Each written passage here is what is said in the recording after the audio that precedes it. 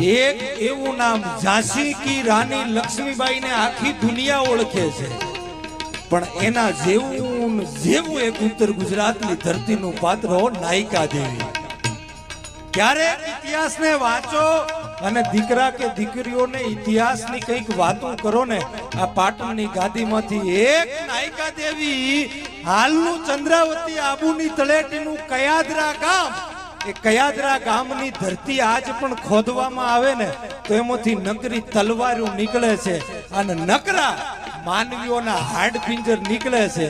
એ મોહમ્મદ ઘોરી જ્યારે ગુજરાતમાં આક્રમણ કરવા માટે આવ્યો હોય અને એક નારી શક્તિ, નારી તું નારાયણી, ઘોડાની માથે સવાર થઈ અને મોહમ્મદ ઘોરીને પણ ઊભી પૂંછડીએ ભગાડ્યો હોય, 150 વર્ષ સુધી જેને ગુજરાત ઉપર નજર નથી નાખી, એ વીરાંગના નાયકા દેવી આ કુળમાં થઈ ગઈ. સાહેબ, એ કેવી વીરાંગનાઓ હતી ત્યારે.